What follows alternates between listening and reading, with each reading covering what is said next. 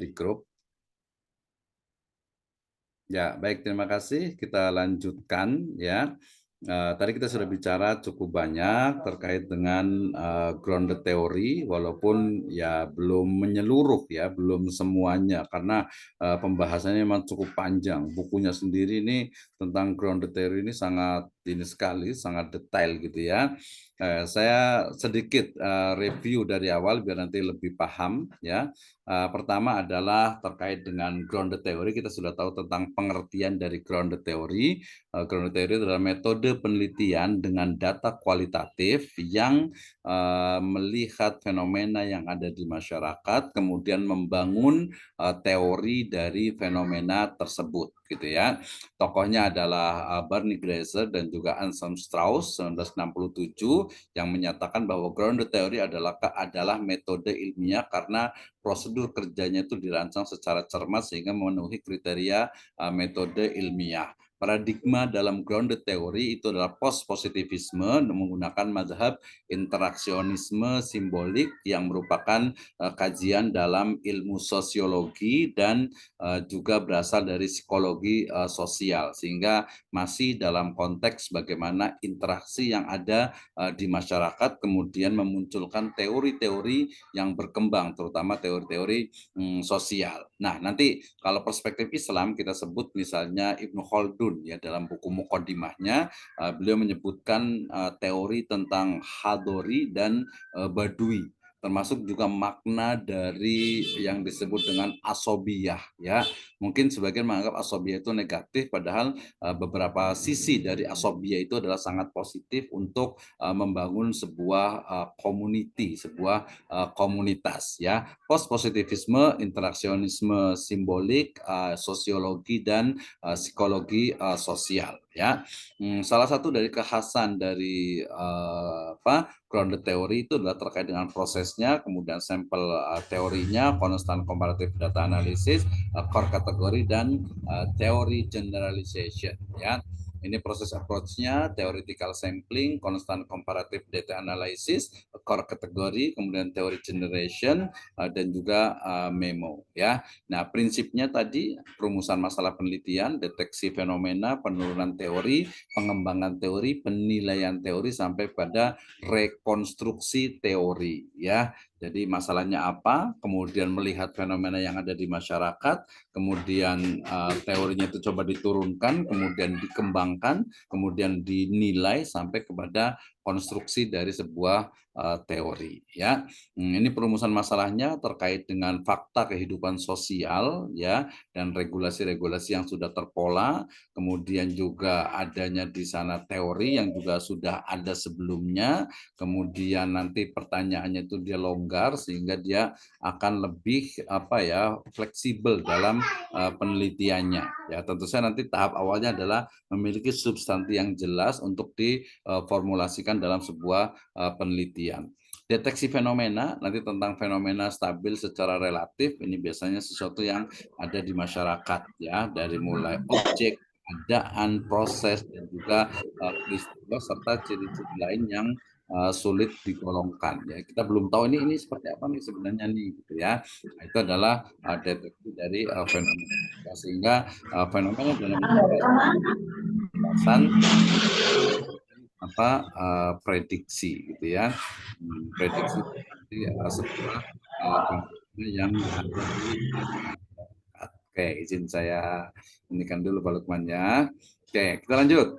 Ya, dari sini kemudian saya ingin kepada tahapan dalam penelitian fenomenologi. Ini penurunan teorinya, teori generation-nya, jadi akan memunculkan sebuah constant comparison dan juga logico-deductive theorizing ya, dan juga metode hipoteka deduktif. Ini beberapa pengembangan dari sebuah teori. Menurut saya ini sangat menarik sekali gitu. Ini penilaian teori, kemudian ini grounded teori yang direkonstruksi gitu ya. Jadi dia terkait dengan bagaimana teori itu dibangun ya, atas dasar fenomena yang ada. Nah, ternyata dalam grounded theory di sini ada dua, ada classic grounded theory dan Straussian teori. Ya, dan Straussian ini grupnya madhabnya Straussian. Tadi yang Strauss yang keduanya gitu, karena tadi antara Glasser dan Strauss itu juga akhirnya beda pendapat juga. Jadi akhirnya yang klasik dengan yang Strauss. Nah ini bedanya.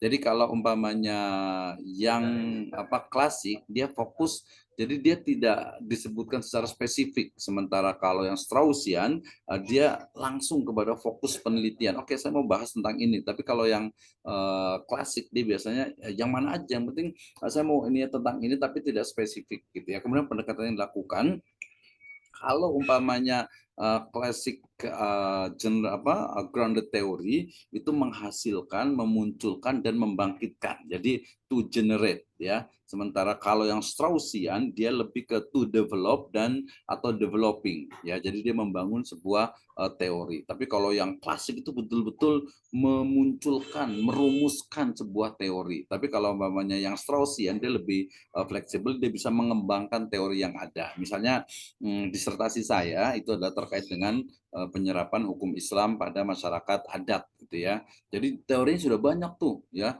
dari mulai teori resepsi, receptio in contrario, resepsi exit gitu ya. Jadi dari teori yang ada kemudian saya memunculkan teori reception through selection modification. Jadi penerimaan hukum Islam melalui seleksi dan modifikasi. Ya kalau kita lihat di masyarakat kan, ya apalagi masyarakat adat gitu ya.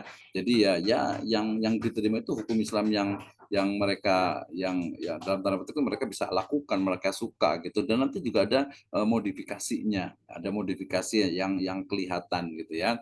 Itu banyak terjadi tuh. Jadi membangun atau mengembangkan teori yang sudah ada atau kelanjutan. Tadi Pak Lukman menyebutnya dengan time series bisa juga gitu ya. Oke, ini ada dua madhab dalam grounded theory. Ini ciri-cirinya tadi sudah sebutkan, jadi datang dari sebuah fenomena, jadi bukan teori, kemudian dilakukan secara induktif ya, kemudian juga ada syarat itu sesuai, fit, understanding, generality, ada control dan juga theoretical sensitivity ya. Nah ini langkahnya. Di sini ya. Jadi kalau kita ingin membuat sebuah penelitian dengan grounded theory, yang pertama adalah rumusan masalah. Dan ingat ya, dalam kualitatif rumusan masalah itu sangat mungkin berubah gitu ya. Saya mau meneliti tentang apa gitu ya. Saya mau meneliti misalnya tentang fenomena tadi generasi Z atau mungkin fenomena sugar daddy gitu ya, atau mungkin fenomena orang tua atau pesantren manula misalnya gitu ya. Nah, itu adalah sebuah fenomena. Fenomena tadi ada bom bunuh diri misalnya, fenomena kemarin terbaru ada, kok masih ada ya terorisme gitu ya. Bener nggak nih gitu kan ya. Nah, bukan benar tidaknya kalau di grounded theory. Kalau di grounded theory, kenapa mereka gitu ya melakukan tindakan terorisme kalau benar gitu ya. Nah, itu adalah grounded theory. Atau mungkin tadi gaya hidup Korea, gaya hidup kebarat-baratan, atau mungkin tadi fenomena hijrah gitu ya dan lain sebagainya. Jadi rumusan masalahnya itu jadi sebenarnya lebih ke arah fokus sebenarnya ya. Fokus penelitian itu ke apa? Nah, setelah itu baru mendeteksi fenomena di lapangan. Jadi melihat gimana sih yang di lapangan itu, yang di komunitas, yang di masyarakat itu seperti apa. Kalau masyarakat luas agak agak sulit dia fenomena tertentu gitu ya. Misalnya nih, ada kemarin saya lihat iklan tuh sepak bola perempuan misalnya gitu ya. Ini kenapa ya kok perempuan main sepak bola juga gitu. Ada yang muslimah juga lagi gitu ya. Nah, ini ya. Nah, jadi melihat fenomena dan grounded theory karena base-nya, dasarnya adalah fenomena, fakta yang ada di masyarakat, maka wajib untuk ke masyarakat. Ya, wajib untuk ke masyarakat. Nah, kalau kita mau membangun grounded theory ya berdasarkan teks misalnya, nah itu berarti kajian teks tapi masuk ke grounded theory. Ini pentingnya di level doktor dan juga dosen gitu ya. Jadi ini grounded theory nggak ada Islamnya acan gitu ya. Ya iyalah memang sumbernya juga dari ilmu sosial, kemudian juga orang Barat yang merumuskan. Nah, bagaimana nih kalau kita yang Islam gitu, bisa nggak? Bisa ya, kita membuat sebuah pendekatan atau approach gitu ya. Misalnya nih, saya pengen tahu tentang sebenarnya masyarakat, bukan masyarakat, manusia dalam Al-Quran itu seperti apa sih? Wah, itu jelas banget itu, melahirkan sebuah teori. Kenapa manusia di dalam Al-Quran misalnya disebut dengan Bani Adam, disebut dengan insan, disebut dengan al-bashar. Ah, itu teori itu. Itu pasti melahirkan teori. Oh, ternyata kalau manusia itu disebut dengan al-bashar, innama ana basyarum mislukum, konteksnya adalah manusia dilihat dari perspektif biologisnya gitu ya. Kalau manusia dilihat mungkin dari sisi Bani Adam itu lebih ke arah misalnya itu kepada anatominya gitu ya, atau antropologinya gitu ya. Jadi kita kan bisa melahirkan atau memunculkan atau merumuskan berbagai teori yang ada di dalam Al-Qur'an termasuk juga hadis gitu ya. Itu kajiannya teks gitu ya. Ya menyimpang memang dari grounded teori karena grounded teori itu di lapangan gitu ya. Tapi nanti ada berarti harus ada riset metodologi tersendiri. Oke ya. Jadi ini kita masih yang ini dulu lah, yang normal dulu gitu ya. Jadi grounded teori setelah ada fokus penelitiannya, fokus masalahnya, kemudian melihat di lapangan dan ini prosesnya itu terus gitu, nggak cuman sekali dua kali karena dia harus betul-betul kuat gitu ya, harus betul-betul istilahnya itu betul-betul bisa dibuktikan gitu ya, bisa dibuktikan gitu ya. Nah, kemudian penyusunan konsep teori. Nah, nanti ada beberapa langkahnya setelah penyusunan konsep teorinya, pengembangan teorinya sampai ke rekonstruksi teori. Ini tadi yang disebut dengan systematically ya, sistematis gitu ya. Sistem karena dia berurutan, jadi tidak abstrak gitu ya, tidak abstrak. Kalau kemarin kita bicara tentang oh kita datang ke hutan kemudian nggak tahu di hutan itu apa. Nah, kalau di grounded teori kita udah tahu kita ke hutan, kemudian kita mau melihat misalnya harusnya sih interaksi manusia yang ada di hutan gitu ya, yang datang ke hutan itu pada apa saja mereka kebutuhannya gitu ya. Nah, kalau kita melihat eksplorasi sebenarnya bisa saja, misalnya kita datang ke hutan, kemudian kita mau melihat fokus kepada misalnya bunga anggrek misalnya ya, anggrek misalnya gitu ya, ada berapa jenis, itu masuk ke eksplorasi, itu sebenarnya masuk ke ini juga, masuk ke apa, ke riset gitu ya, ke riset juga tuh, penelitian juga gitu ya. Oke, kemudian ini perumusan masalah, deteksi fenomena, penyusunan konsep teori, pengembangan teori sampai rekonstruksi. Jadi sebenarnya kalau mau singkat itu ya langkahnya itu cuma dua ya, kalau kita boleh ini kan. Jadi misalnya saya mau meneliti tentang sesuatu, kemudian saya akan datang ke masyarakat, ke komunitas, ke interaksi orang-orang tertentu. Nah, kemudian dari situ, kemudian saya membangun sebuah teori. Nah, ya simpelnya seperti itu ya. Perumusan masalah terkait dengan fenomena yang akan diteliti. Jadi identifikasinya, orientasinya adalah pada proses dan tindakan. Jadi ada prosesnya, interaksi itu, kemudian juga ada tindakan masyarakat orang-orang tertentu tadi misalnya. Kenapa sih orang itu jadi senang ngabuburit gitu ya? Ya mungkin bisa jadi karena dari pagi kan mereka puasa gitu ya. Pagi mungkin ada yang tidur, ada yang kegiatan, terus siang juga panas, malas, yang sore kan habis asar tuh udah adem, enak gitu ya, sambil cari makanan, sambil jalan gitu ya, sambil nunggu gitu ya. Itu sebuah fenomena gitu. Tapi kalau mencari makna itu fenomenologi. Tapi kalau membuat sebuah teori, teorinya apa nih konsepnya berarti ya? Tadi muncul ngabuburit itu adalah sebuah konsep gitu ya.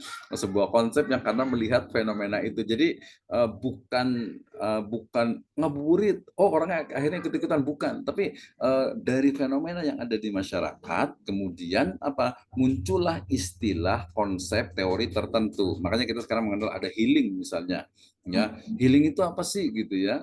Oh, healing itu berarti orang-orang yang mungkin karena stres, karena capek, karena rutinitas, gitu, akhirnya mereka jalan ke tempat yang sepi, cari hiburan dan sebagainya. Jadi muncullah istilah healing. Ya nanti generasi ada Z, generasi milenial, ada generasi baby boomer, ada generasi alpha gitu. Itu adalah sebuah teori. Ingat ya, itu adalah sebuah teori karena melihat fenomena. Bisa salah, bisa benar, tentu saja tinggal, mana yang paling kuat dan paling benar. Jadi nanti mengungkapnya secara tegas mengenai objek yang akan diteliti ini dalam, tahapan perumusan masalah. Teknik pengumpulan data ya kualitatif, kelihatannya simpel tapi challenging, sangat menantang. Kenapa? Karena observasi baik partisipan ataupun non partisipan.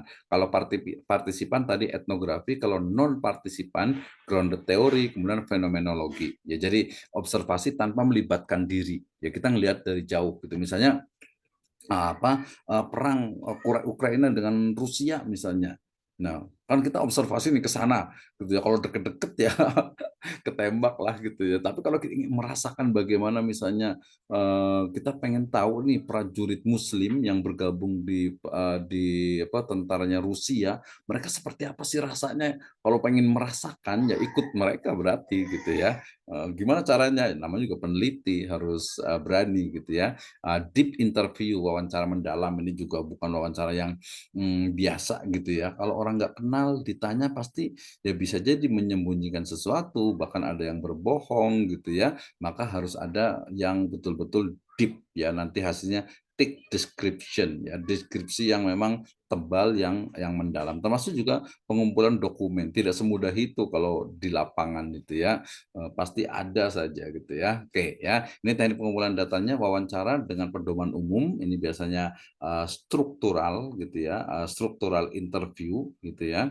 Jadi, wawancara itu dengan, terstruktur, kenapa? Karena memang tadi udah fokus fokus penelitian gitu ya, fokus penelitian. Kalau di kuantitatif, batasan penelitian, kalau di kualitatif, fokus penelitian. Jadi masing-masingnya itu berbeda karena paradigmanya memang juga, berbeda gitu ya.